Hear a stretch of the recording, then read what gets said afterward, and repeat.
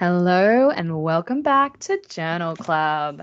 You're here today with Dr. Laura Gainch, Jess Guy, who is very nearly doctor, and Dr. Kristen Summer. Hey guys. Hello. Hello. Today we are covering a new paper which was recently published. It's so new that I've got it printed as a journal pre-proof, which means that it hasn't quite finished its final round of formatting, so it's very new. And it's called Implementation of Behavioural Interventions for Infant Sleep Problems in Real-World Settings. It's authored by Michelle Kahn, Natalie Barnett, and Michael Gradizar, who we're going to talk about in just a little while. But the first thing we're going to talk about is what this paper was actually about.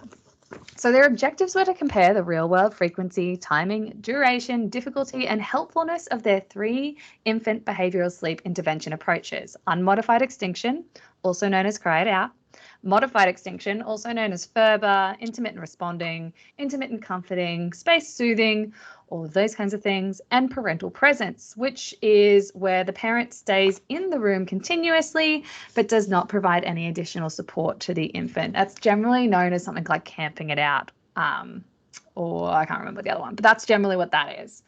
So they were going to examine the effectiveness and safety of these approaches by comparing infant sleep, parent sleep, daytime sleepiness, depression, and parent-infant bonding between parents who had and had not implemented these interventions.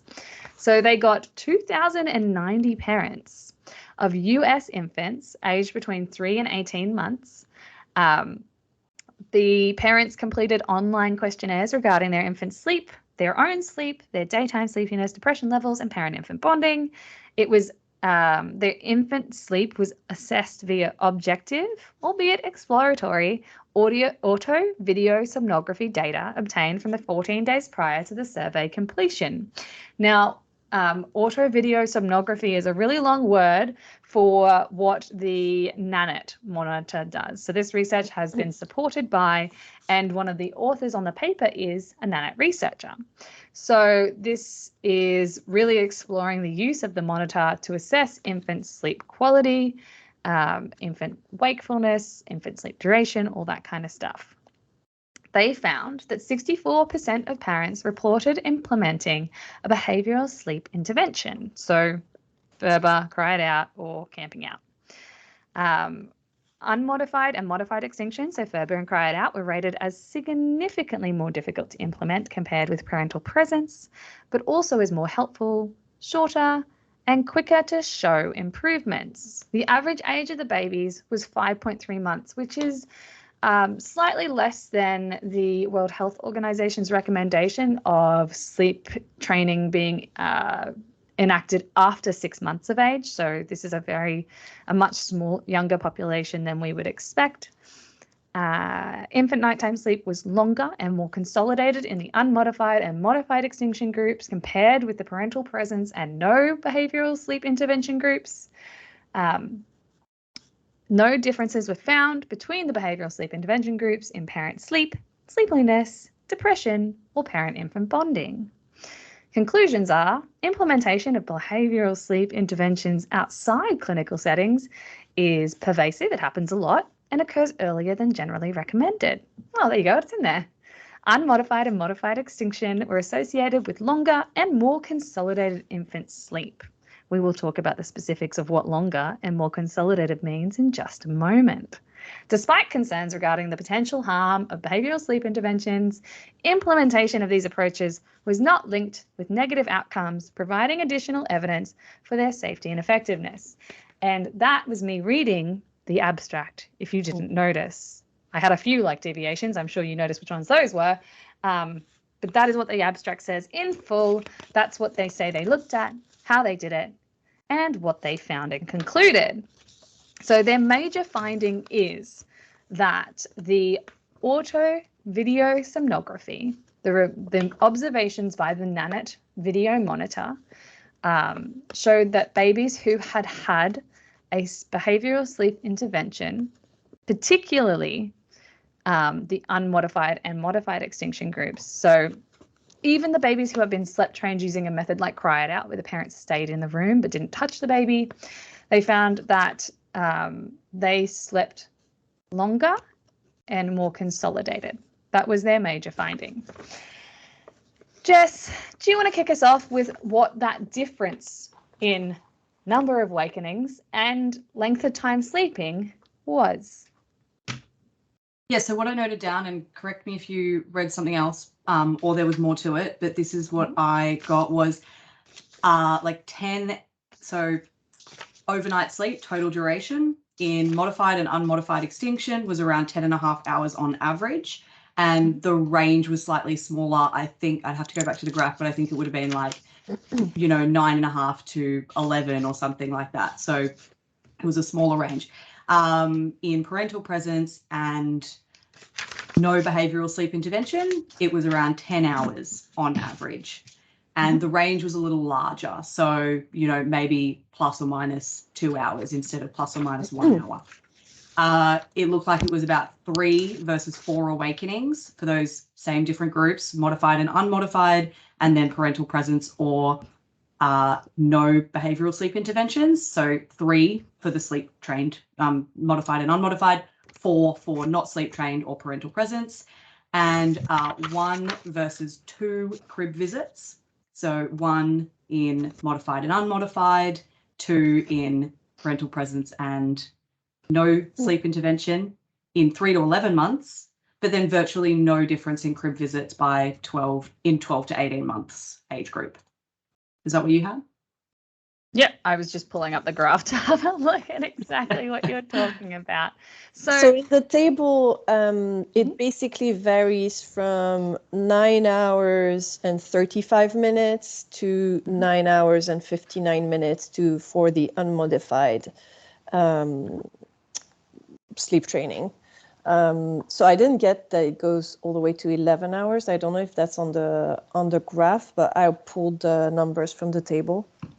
Yeah, so the graph. So no, I think I was trying to kind of line it up because it's a box plot, so you are definitely more accurate there. I didn't look at the table. Yes, but I did look at the table and the graphs, and you are correct, Jess, that it does look like the graphs are a whole hour higher than the table. So I don't know if it's just a bit of misplotting or inaccuracy, but you are right that it did look that way. This is one of the things I wanted to talk about, because if we look at the graphs, and actually, can I just ask, for me, Kristen's frozen. Jessica, do you see her move? Yes, I'm seeing Kristen move. Okay. All right. So in case you're showing your I am not. Your screen, because I can't see you move, but I have a problem with why and how they did outliers here, just because, and so that's where the difference of hours is coming from. Because if you look at the plots, you will see that the outliers are these little dots, right? But why are they outliers? So for everyone listening, usually outliers are, in statistics, you will have the average, the majority of the population, and you will remove the people on the side. But I would say that clinically, you tend to have outliers if you consider that they're not normal or like they're a mistake. And in this case, if you look at the plots, there are tons of outliers that, make it much a wider range, which is what us 3 would say about infant sleep, which is very variable.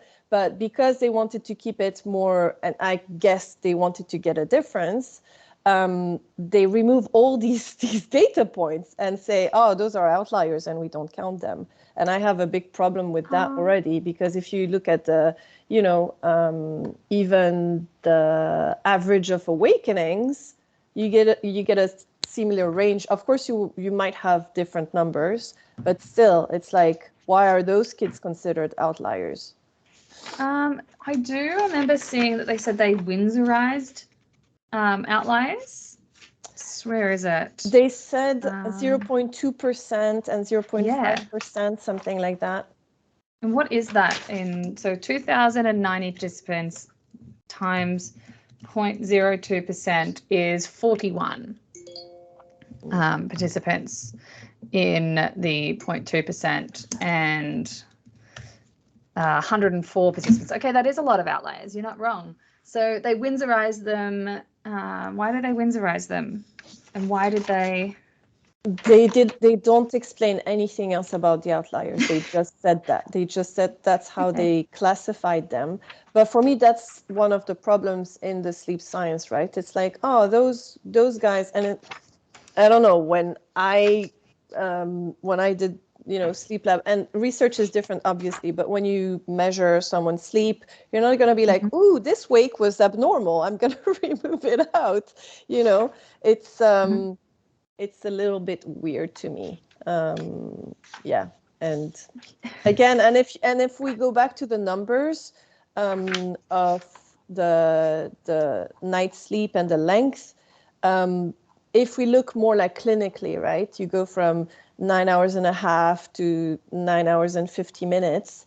It's not huge. I mean, it's not a huge difference. Not. Yeah, no. I mean, I was going to bring that up too. It's significant in the statistical sense, but is it significant in the sense that it is making a difference to the baby, to their outcomes, to their development? Is it necessary and needed? Is that sleep that they had to have? That's one big sort of question that I had. And when you're talking about such small numbers, and we'll probably get to a lot of other parts of the paper soon, but for me, it really raised a lot of questions about what the benefits are, particularly when, and this was also, I feel, not given much weight, but, parents reported that they find modified and unmodified extinction hard. And, so let's also talk about the other outcomes and overall what the sort of the benefits are and if they outweigh. Yeah, I agree. And I think so for anyone who's listening who's not a scientist, I think we really need to make a difference between statistical significance and clinical significance. So it's like they found a difference. And I mean, 3.6 awakenings and 4 awakenings, clinically, what's the difference? Is it, is it 3, is it 4? And does that make a huge difference for parents? Because, I'm sure, Jess, you agree, but when we work with families who may have more, significant issues, it's not going to be 3-4 awakenings. It's going to be 10-15 awakenings. And so here I also have another problem with this paper because they talk about improvement, but they never say what it is. Like, how did they measure improvement? Was it dropping by 1 week? Was it dropping by 3 weeks? Like, what's the improvement before and after this methodology exactly? Like, I don't know. Did you find this somewhere? Because I couldn't. Sorry, I'm still trying. So you guys are going so fast and I'm trying to keep up. So what I'm currently trying to do is trying to figure out how to calculate an effect size for these statistics that they are reporting, because there's one thing to say that, it's significant, but because we're looking at over 2,000 participants with an average of 11 to 12 observations per participant, because there is an average of 11 to 12, somewhere in between 11 and 12 nights per infant. And what they did was they used the generalized estimating equation, which takes into account that longitudinal data. So they have 12 times 2,000 observations, which is about 24,000 observations. That is, that's huge. That's a monster. So the significance values don't necessarily tell us as much as the effect size would. Mm-hmm. So I'm trying to figure out, because they don't report an effect size anywhere in this paper that I can see of the significance. And I'm trying to figure out if the Wold value that they report is the significance value, is like an effect size value, like when you do a multi-level mixed model, the beta is actually a magnitude like indicator, or whether the Wold is simply like a F value, like in an ANOVA, and then you have to go and figure out what the effect size is with like a Cohen's D or something. I'm so sorry to everyone who's listening to this right now and is getting bogged down hard with all of the stats stuff. But when you have a paper with this many participants and these significant findings, there should be effect sizes reported in this. And it's either our lack of knowledge on the way that this statistical analysis works, or it's the author's faux pas with not including it, which is not uncommon. Effect sizes aren't always reported, and it's a problem that we're trying to fix in research. So anyways, Jess, you look like you were looking at something. Do either of you know anything about this test and whether we can calculate an effect size for it? I was trying to, but I haven't got to that answer. Okay. So I was wondering, you said that they had an average of 11 nights per participant. I didn't write that down. I thought it was like about 3 nights. No, so there was an exclusion criteria that said that participants had to have at least 4 nights video data, but that the average number of nights per participant was about 11. I remember reading that and then being like, oh, weird. But then I read further along and it said that there was an average of 11 nights per participant. So that was fine. I went through the exact same process. I was like 4. That doesn't seem great. Oh, yeah, that's a pretty good mean. Nearly 12. There's a lot of other really confusing things about this paper. So you know what we're going to do?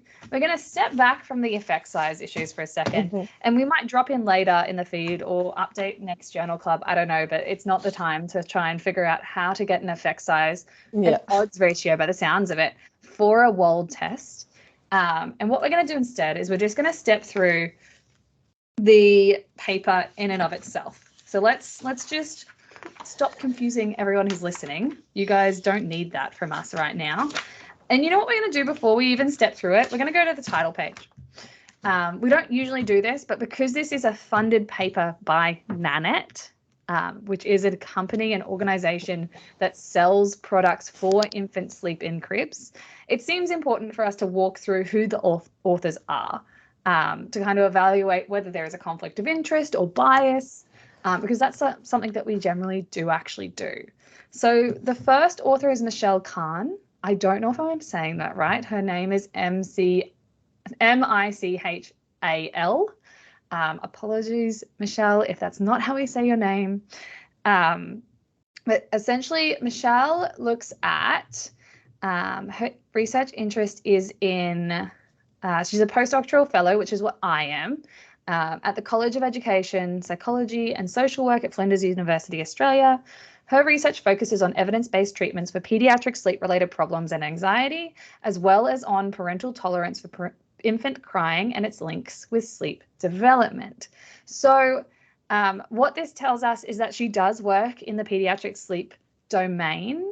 She focuses on sleep problems, which is not your generic, like, standard baby that wakes throughout the night. So her approach and her view is going to be from more of a problem medicalized kind of lens, and that's perfectly fine. It's just good to know where her approach is from. And she's also focused on parental tolerance for infant crying, which means that she's really focused on the parents' experience of whatever behavioral sleep interventions and sleep problems occur, rather than on the infant, which is also fine. It's just good to know these things.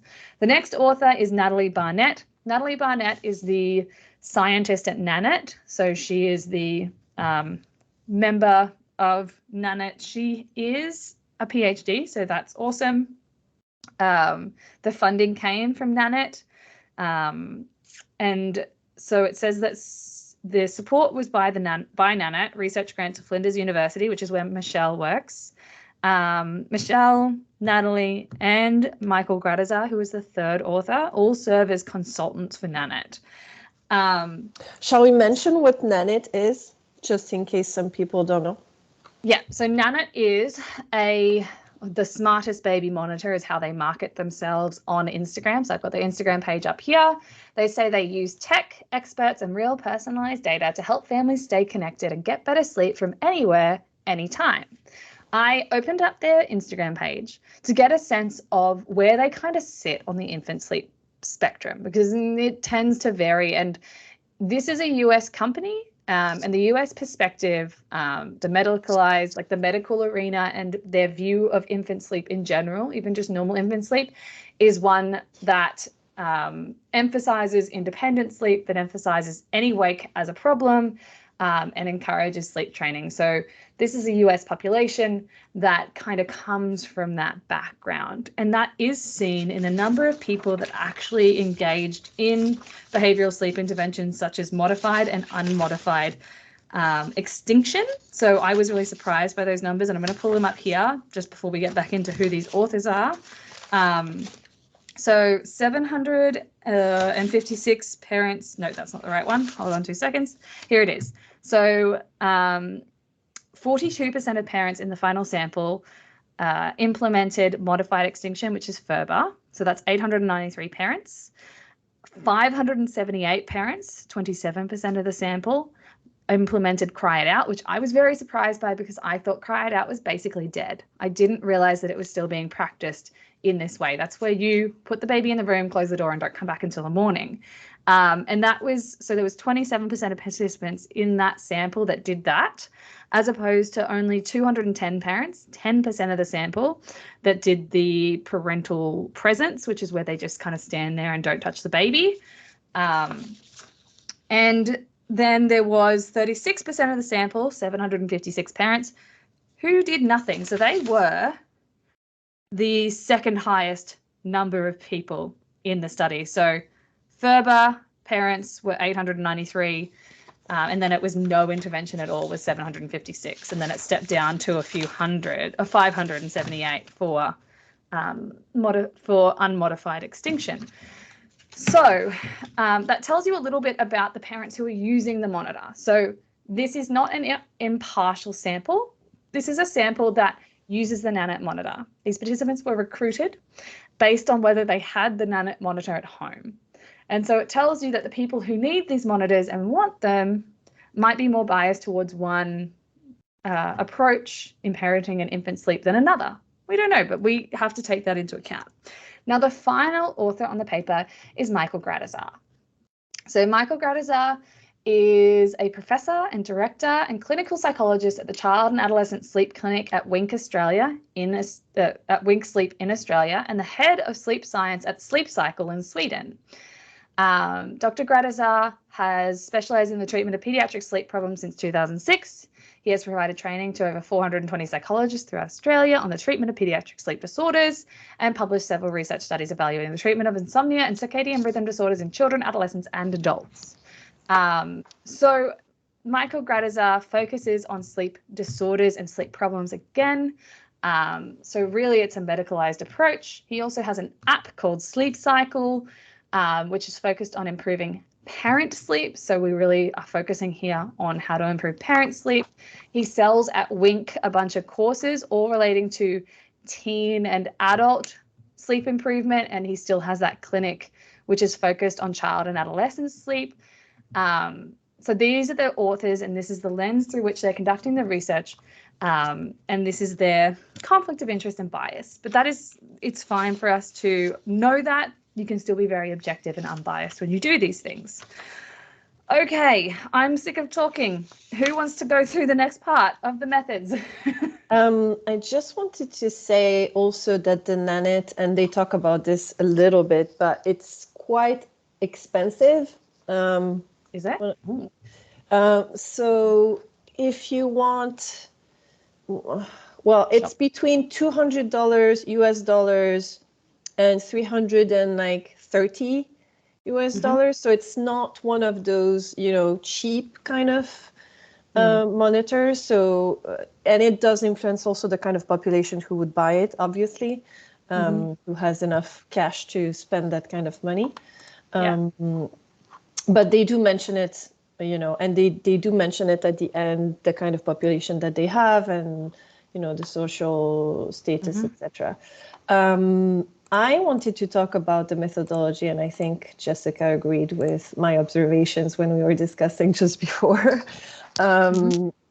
So this objective video somnography, so I have issues with that as someone who did score sleep manually.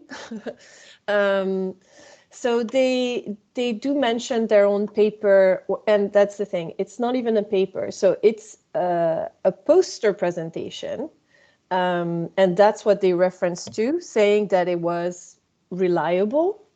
And I didn't pick that up. Yeah. I didn't investigate what that N7 study was. It's not published. And so what's interesting is that in the paper where we are at, they cite their other paper, but the other paper is not the validation of the video somnography method. And in the other paper, they say it has been previously validated against polysomnography. So this very strong wording, knowing that it has not, it was just a poster presentation. Whereas here, and I feel like that's the reviewers doing, they actually say, despite this promising preliminary evidence for validity, the current lack or larger peer-reviewed studies evaluating this measure's performance suggests that the derived data should be considered exploratory. So here they're a bit more honest, and it really feels like they added this sentence in. I don't know if you felt that. It was like, ooh, yeah, we can't. And so I went back to look at the latest paper who talked about pediatric video somnography and what they say. And basically what they say about this versus, actigraphy or polysomnography, which are actually validated to look at the sleep. This study provides preliminary support for the use of an auto video somnography system to index sleep onset and morning rise time only.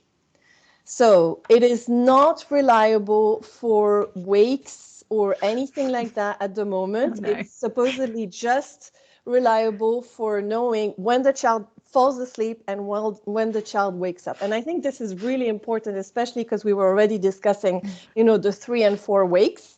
And it's like, how many wakes, were the child actually doing? And since it's not even a published paper and it's a poster, I couldn't find anything about this automated algorithm, magical thing, formula that actually measures the kids' awakening. So for me, there's already a big problem there because they rely all of their objective measurements on this thing that's not really validated yet, maybe. Yeah, I feel you on that one. I didn't realize that it was a poster presentation. I'm looking at it now. Is it a poster presentation or is it a paper? Because it says page 134.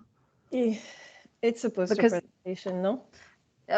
Okay, so here's the thing with, it depends whether it's engineering or not, because I also worked in engineering. Conference presentations can also be peer-reviewed published proceedings. So I just need to clarify that first. I mean, it sounds pretty bad. But they say themselves that it was not peer-reviewed in this paper where we're at.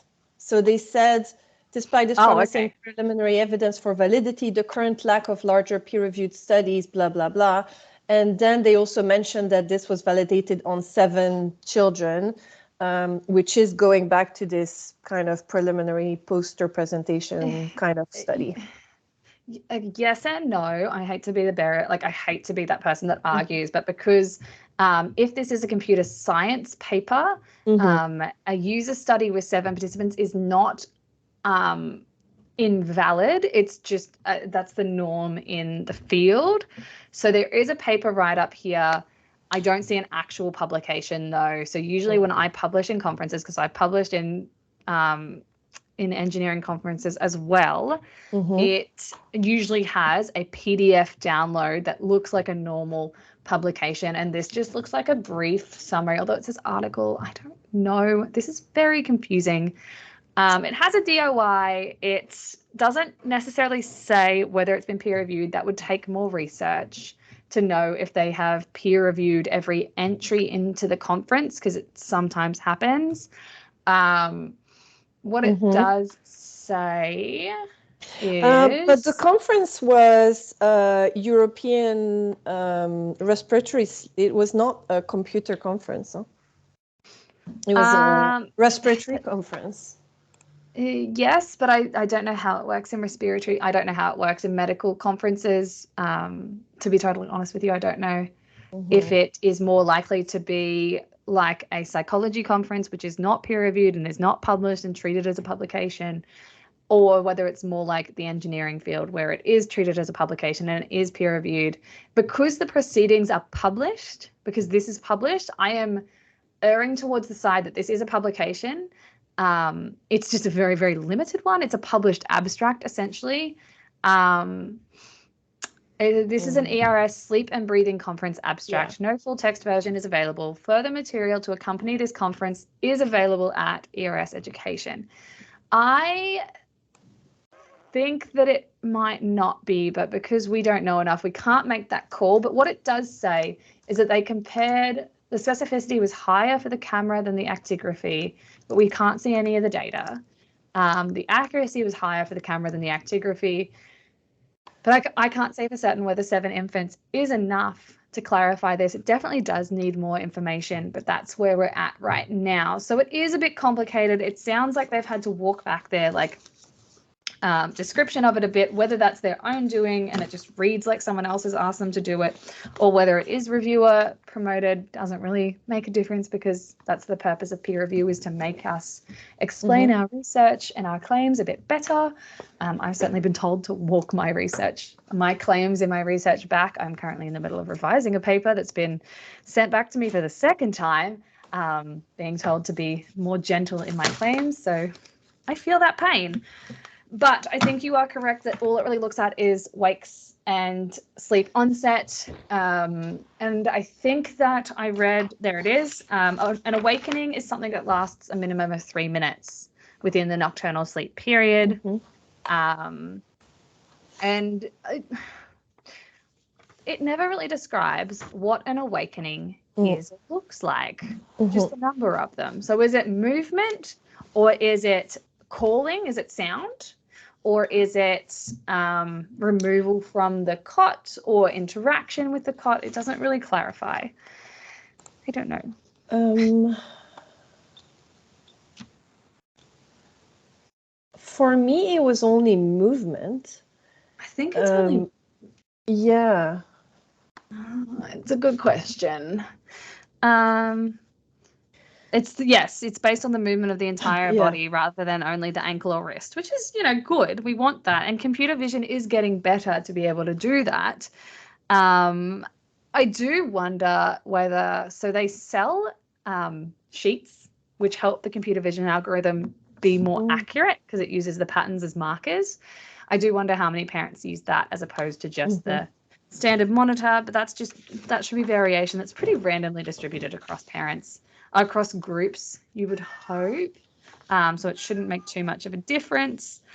Okay, let's step back. Can we talk about some of the other measures that they use? Yes. Well, before we talk about the measures, I really need to talk about the inclusion and exclusion criteria, because I'm very confused. Very confused. So there were parents included in the study if they met the following criteria. They were identified as the parent of an infant aged 3 to 18 months. And they completed survey items regarding behavioural sleep intervention implementation. They had to report that they had implemented a behavioural sleep intervention within the last 12 months. Now, what they then said next, so they had to have 4 analyzable nights of audio-video somnography. Actually, no, stop. Go back. Sorry, I skipped past it. They report that they had implemented a behavioural sleep intervention within 12 months earlier than the survey completion. This is where I get confused, because there is an entire group of participants in this study who used no behavioural sleep intervention, yet this is saying that they were excluded. So I am very confused. Were they excluded or included? I do not know. Clearly they were included, but I don't understand. Yeah, I don't know. I don't have an answer to that one. Welcome, friends listening. You guys are not the only ones confused by research, because sometimes research is very poorly described, even when you're very good at research. It's a fun time. Anyways, so yeah. The fun part, and this is the part that I think we all find great joy in. It made all of us giggle. Nights of auto-video somnography were considered analyzable if infants' sleep onset times were within the 4 p.m. to 12 a.m. range, sleep offset times were within the 4 a.m. to 11 a.m. range, and sleep duration was more than 5 hours. Yes, Jess, you have your hand up. I think I have an answer to your confusion before. So it would seem that because the age range was 3 to 18 months, it could be that they implemented the sleep training more than 12 months ago. And so if that were the case, then they were excluded. So it includes people who didn't implement sleep training, but out of those that did, it had to be in the last 12 months to reduce recall bias. Yes, that makes perfect sense. Amazing. Now let's talk about the elephant in the room, which is that the participants had to be in, like the nights of auto video sonography had to be considered analyzable if the baby was in the bed, full stop. It was in the crib, full stop, and if they were in there for 5 hours. I don't know about you, but most parents I know have their baby in their bed at some point in the night. So especially between 3 and 18 months old. So Jess, what does that mean? Well, to me, it means that they've lost an entire kind of group of babies and parents who are more likely to parent in a certain way, are more likely to sleep in a certain way. And so, yeah, it really just kind of brings into question, what was lost through the loss of those babies. So they do mention it in the discussion, which I thought was good. So infants that spent less than 5 hours asleep in the crib during the predefined nighttime period were excluded from analysis, thus creating a bias towards good sleepers. So meaning crib sleepers, right? Yeah, they were already good sleepers. So I agree with what they wrote for that part, but yeah. And the thing is, for me it's a little bit more like relating to what they were talking about, the parents, if they were more tolerant to crying, because if you have these moms who are, kind of motivated to keep putting back their baby in the crib, and hearing their baby cry over and over and over again through the night, for me, that would be the biggest factor that would say how long the baby's gonna go back in the crib. Definitely. So I think something that we probably need to say here is it makes us sound like we think this study is pretty terrible. We don't.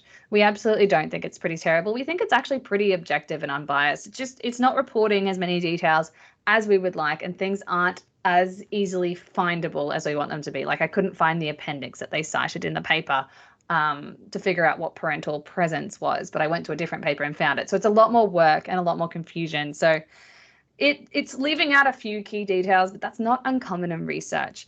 Now, I think the reason that all three of us are pretty fired up when reading this study is because of the media exposure the abstract of this study has had, and how Nanette has actually marketed it as well. They've talked about, they've just kind of taken the findings and they've disordered them. They've actually the authors, as far as I know, have done a reasonably good job of keeping it balanced and unbiased.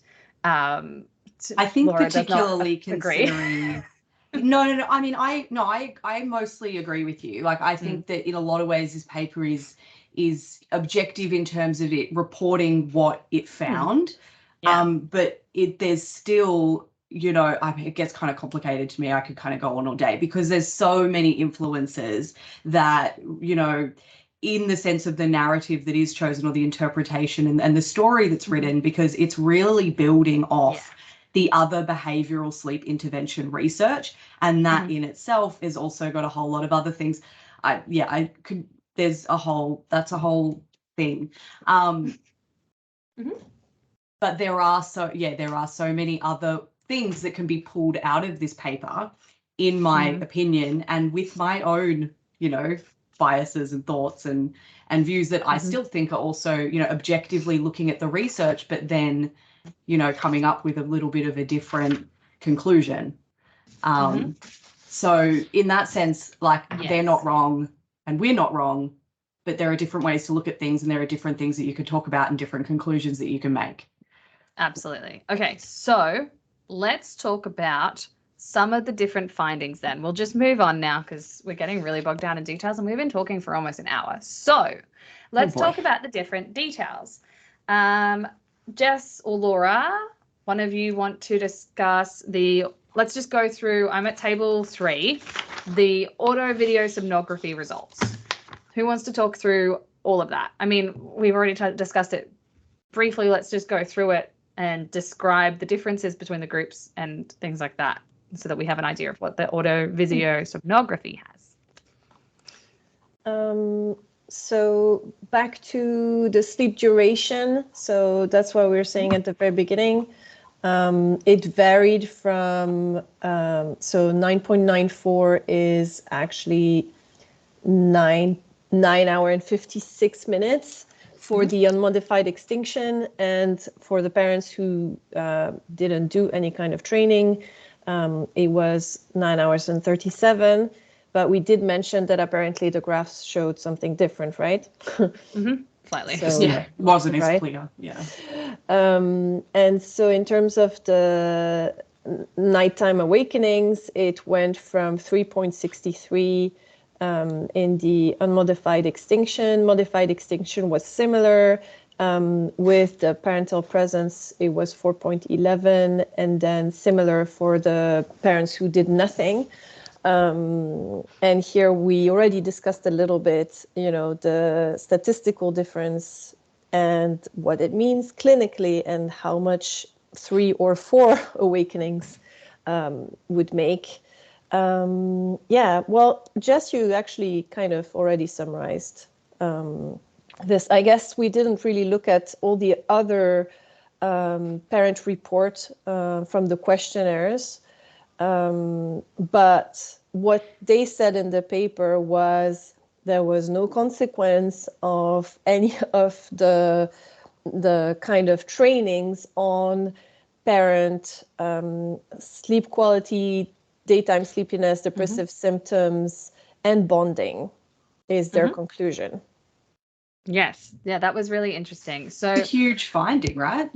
Well, yes, to me, no. that really... They didn't discuss it very much. Suddenly it appeared in the discussion. Wait. I think there's a reason that this isn't as major as we think it is. So we're used to seeing these behavioral sleep interventions as a pre-test, intervention, post-test, right? They look at the change of depression scores. They look at the change of sleep before and after those interventions. And so what this tells us is that the characteristics of each of these groups is really similar, and that whether you sleep trained your baby or not, whether you let them cry it out or not, had no, on average, made the parents no different between each other. It doesn't tell us whether depression improved from pre to post test. It only tells us that later down the track, within 12 months of giving your baby some kind of behavioral sleep intervention or nothing, that all parents seem to be similar sleep quality, similar sleepiness, similar depressive symptoms, and similar infant-parent bond. It doesn't say how any of those things might have changed at an individual level. So it really is just looking at group level characteristics, which we can't say that much about because it's an average of a very large group, and we're likely to find an average mean. And I don't find it likely that we would see systematic variation among these groups because we don't know if there is something specific about parents that choose cry it out over parents that choose no intervention at all in terms of their level of depression, their level of sleepiness or sleep quality, or parent-infant bonding. You'd be more likely to see those things come out of a parenting style. Maybe authoritarian parents are more likely to use unmodified extinction, whereas permissive or authoritative parents might be more likely to use a different type of intervention or no intervention at all. So I think that it's an interesting finding, but I don't think it's massive because it doesn't tell us enough in terms of change.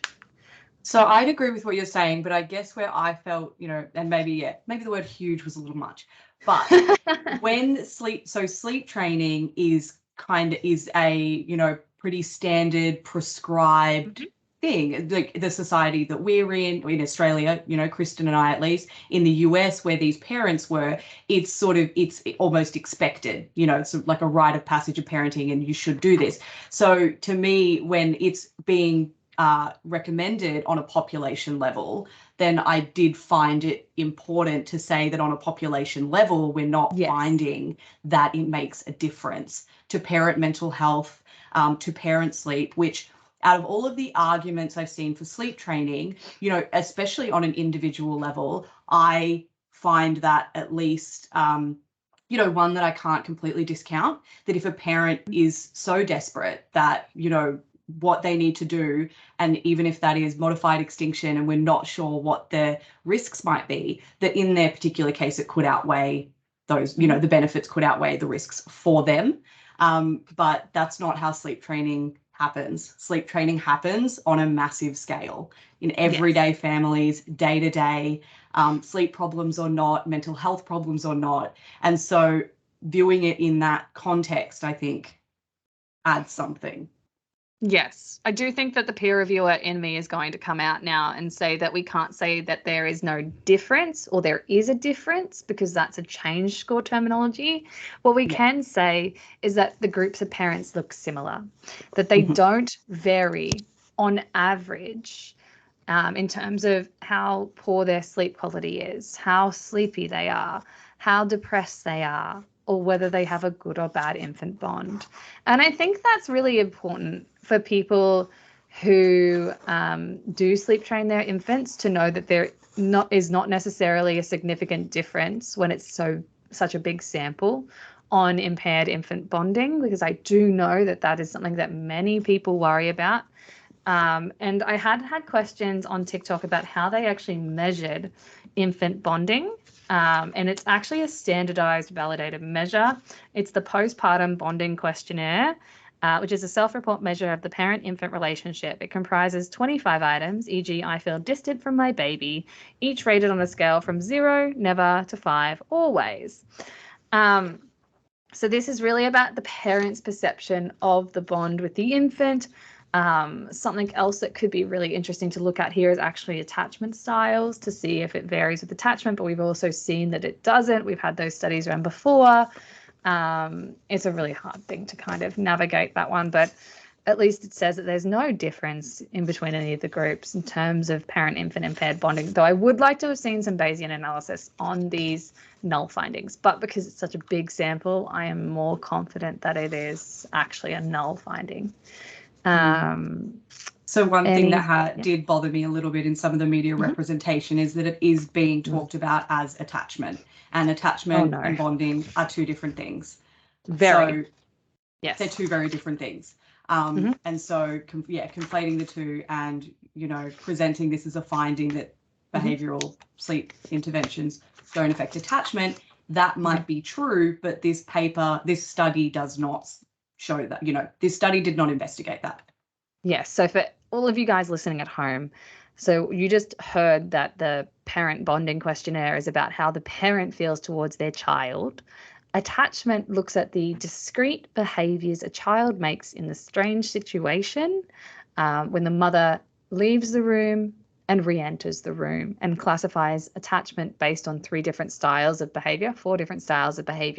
So the parent bonding questionnaire looks at the mother's attitudes towards their feelings with the child, whereas attachment looks at how the child responds, so how the child, baby, reacts when the mother leaves and comes back. So they are very different in that parent bonding is about the mother's perception, attachment is about the baby's behavioral expression. So they're very, very different in that respect.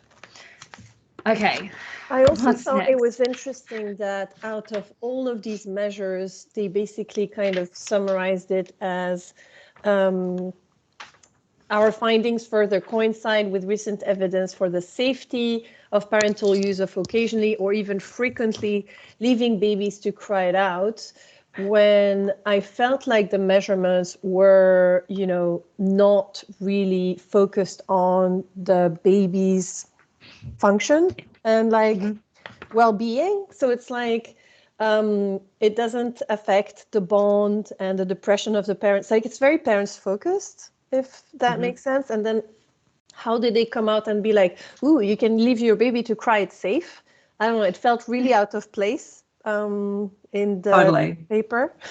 I noted the same thing down. Like that's arguably there's, the infant related outcomes are the awakenings or the, supposed difference in sleep.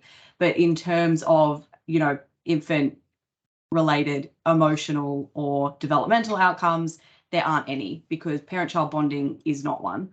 And that's the only one that could be construed that way, but isn't actually representative of that, meaning that it had no infant-related outcomes emotionally. Yes, hey. So I've just looked really closely at table 1, which might give us some more insight into these findings. So the first one is infant age. So there is a significant difference between the groups on infant age, with the no behavioral sleep intervention group significantly younger than the other 3 groups. So the 3 groups that are all about behavioral sleep intervention were 10 months, 10.3 months, 9.7 months, and 9.2 months. And then the no behavioral sleep intervention group was 7.6 months old. So we are already going to see variation in the number of wakes and the length of time slept because of the age of the child. As children increase in age, those things reduce or lengthen. So that's interesting. But then the next one that I found really interesting is more stark, also significantly different, is room sharing with parents. Unmodified extinction babies shared their room with their parents 4.5% of the time. Babies that did modified extinction were 7.7% of the time out of 688 babies. In the parental presence group, it was 21.9% of the time. So it sounds like those parental presence participants were in there even while their babies were crying because they didn't have anywhere else to go. They were present because they couldn't put them in a different room. And then for the no behavioral sleep intervention, 18.1% of babies were sharing with their parents. So that also gives us quite a significant insight into what might have motivated the infants to wake in the night. It could be the presence of the parents, the smell of the parents, the noises the parents make, the coming in and out of the room. What do you guys think about those 2? I wanted to come back 2 seconds on the age that you were mentioning, because to me, this also kind of says that we're not talking about the same sample, in the sense of, in my more like coaching, sleep educator experience, you will get families who are not doing any intervention until later in the time. So you will have even breastfeeding, bed sharing moms who do not know how to, evolve from there eventually, and who will be like, okay, now I have to sleep train. So these infants who are like around 7-8 months might go in the other groups later on. And so this age thing that you're mentioning is really, I think, kind of essential. And yeah, it's not a good comparison for sure. It definitely puts some of the findings into question because it could be driven by other factors. Though in their generalized estimating equation, they did talk about including it as a covariate. And I just don't know enough about it to know how much it partialed the variance out for that effect. It doesn't, it's really hard to figure out what was and wasn't included in the data. And it doesn't look like they have open access data for us to be able to explore it and analyze the data for ourselves. One of the things that I'm currently doing, tomorrow, I'm going to the University of Queensland to do a big open science presentation and workshop for everyone. Where a lot of the things we talk about is the top guidelines for open science, which includes things like sharing data, sharing syntax for data analysis, and having it all open. This is harder to do when you have infant data, especially when it's proprietary data owned by Nanit. That would be probably the main thing. Of course. They would have an embargo on the data, I would imagine, that then the researchers would need to apply to remove. And I mean, it could either be a long process or they just never will. Yeah, there's a lot of reasons why it may not happen. to be posted publicly, but things like that would help us really read into it more, because all we really have to go on is what the researchers have said. And because it's the Journal of Pediatrics, I don't know what their attitudes are towards top guidelines, but I have a feeling that it's not a mandation that people look at their analyses and have an independent body replicate them. That's only very few journals have that at the moment, though it's increasing in prevalence now. So anyways, that's just an aside. What else did we want to look at? Infant age at implementation was roughly around the same for the unmodified, modified, and parental presence groups, but it didn't have any information about the non-behavioral sleep intervention, obviously, because they don't have an intervention at all.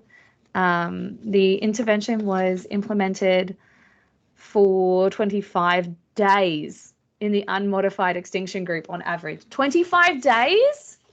Wait, what? Why did I forget about this? They let babies cry it out for 25 days. No wonder they thought that it was really difficult. Actually, no, they didn't. It was 4.16, which is about the middle of the difficulty scale. Wow. Guys, what do you think? I feel like we've been told that sleep training, especially cry it out, takes 3 days. What is 25 days? It depends if it's gentle, Kristen. But no, this is unmodified extinction. This is cry it out. Yeah. It was like, what? I still feel like even those, honestly, I wish they had given more details, because I'm pretty sure even the unmodified extinction there's a big variability inside the sample, because I don't know. I wish I had more details on that too, like exactly the methodology that they included for each group. I'm not surprised by the 25 days, just, knowing from experience that, most kids are going to resist. Yeah, like they take, I don't know, on social media, they always talk about taking 3 days for cry it out, 2 weeks maximum for getting your baby to sleep through the night. And for modified extinction, which is this standard sleep training package that people sell you, it's like they even call it gentle sleep training. But if it's gentle sleep training, if they use the word training, it's generally going to be FERBA, which is modified extinction. And even that was 31 days to implement. And it was 9.6 days before they saw any improvement. Whereas when you read the comments and the feedback on Instagram stories of sleep trainers, they have these comments and shared stories saying one night and it's changed everything. Like on the first night there was a bit of crying, but the second night there was no crying. This does not say that. This study does not say that at all. So, yeah, I mean, I'm not really surprised in the comparison that you drew, because, when you're trying to sell sleep training, you're probably not going to post a DM that says it took 31 days of crying. I mean, yeah, that makes sense. So, but I think in terms of speaking to, what this might be telling us, I would just say there's not very much talk about or attention given to the fact that different babies are different, and their temperament is a probably very large indicator of the sort of success in terms of how you would define success in sleep training. And it really is maybe very fast and effective for a very small percentage of babies that have a very particular temperament and sort of tolerance for being left to cry and for all those sorts of things. And that's something that's not widely talked about enough, I think, in terms of letting parents know that, these might be your options and these might be, but this is the wide variation in experience, and, that's sort of normal and yeah. So again, I think it's interesting because I really want to know what improvement means. Sorry if I go back to that, because I want to know. And also, as you're saying, so if it takes 31 days, maybe no parents want to do it instead of 2 days. But also, some people would consider that 3 to 4 weeks is not success either, because sleep training is basically telling you that you're done, your baby will sleep through and never wake again. So same here, this for me is more realistic and saying, see, those kids between 3 and 18 months still wake 3 to 4 times. And they're considering that this is a success if they say that there's an improvement. The other thing is, I was actually surprised because they did say a tiny sentence about different kids. So in the discussion, they say, although understanding whether one approach is more effective than others is important, it's also crucial to consider whether there are certain cases in which one approach may be more appropriate than others. It's only a little sentence, but still I was kind of appreciative of being like, okay, you're kind of going in the way of like some kids might need certain things and some kids might not, which goes with, you know, our kind of my perspective. And I think you guys agree that, you know, if sleep training works within one night, it means that the schedule worked for the baby. It's not about the method.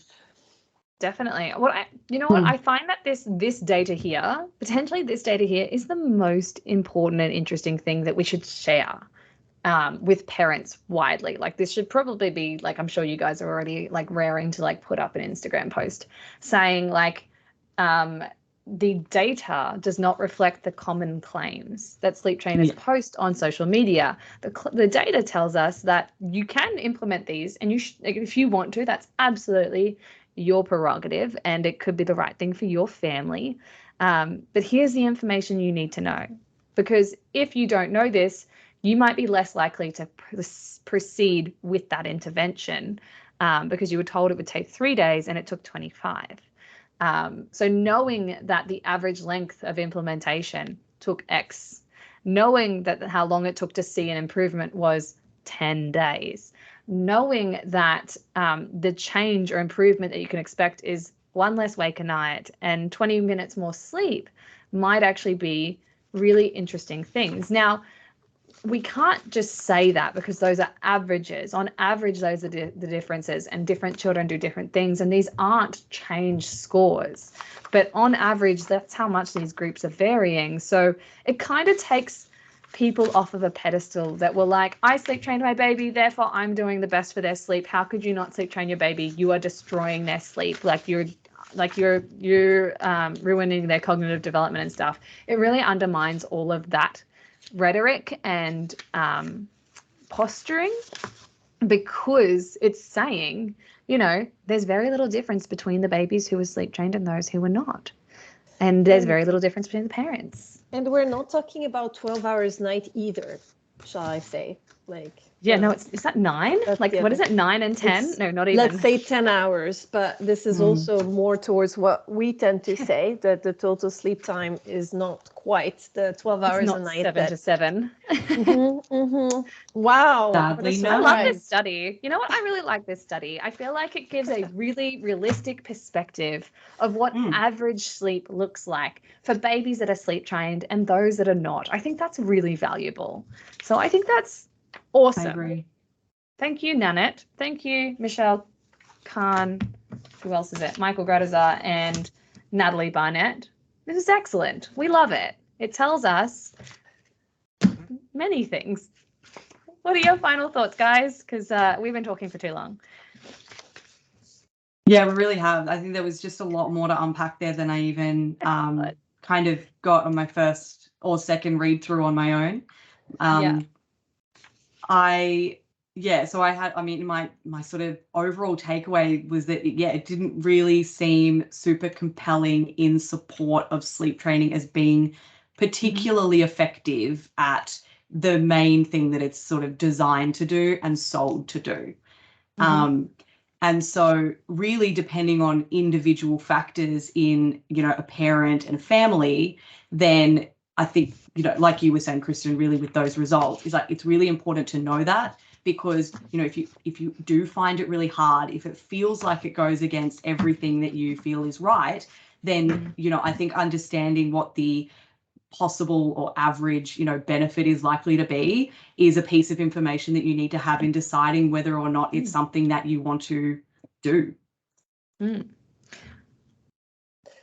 So for me, I think there's a few things, but I wish, so they did mention and they said that people start kind of these sleep training techniques as early as 1 month old, and it sounded like they were not agreeing with that, which for me is a good thing. I wish they had mentioned, the more safety, real safety, including SIDS, which is like, we should have an eye on the kids. And I guess that's also what the nanette is for, I suppose.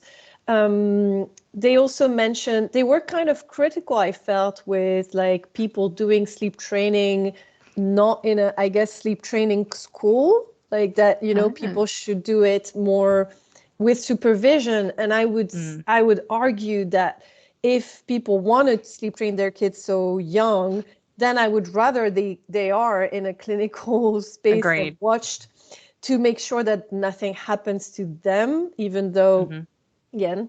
And so the last thing I would say is they kind of use these terms, real world settings and naturalistic kind of environment, talking about the crib. That's the one thing that I have a problem with. Most kids will end up in their parents' beds. And it's completely fine, and they even talk about it. They even say lots of people are room sharing. Actually, did they even mention bed sharing? I don't know. I wish they had talked more about breastfeeding, but that's a big problem also in the research. Like, it probably was a tick box. Did you ever breastfeed, even if it was one day breastfeeding, as opposed to more? Because that would also affect, even just the mom's well-being and all that kind of stuff. But basically, parents need to do their best. And I wish the reality of the infant sleep, as shown in this paper, was more out there and not just like, you can sleep train, it's all safe, all good. Yeah, I will say that breastfeeding was significantly associated with every single measure. So there is that to consider. It just doesn't say how it affected it in total. So yeah, that is interesting. That is probably all we've got time for, though. And here's a really fun note to end on. I was just checking my Instagram DMs and someone was like, "Hey, Kristen, what do you think of this news article?"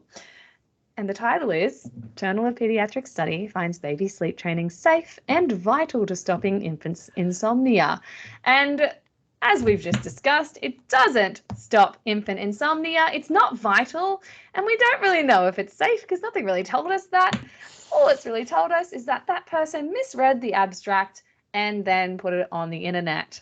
And they are a reporter for the West Australian. So that's ours. That belongs to us. That's great. Anyways, what a wonderful note to end on. Thanks for joining me, Laura and Jess. I'll catch you guys in the next one, which will probably be in the new year. Bye. Thank you. Bye-bye.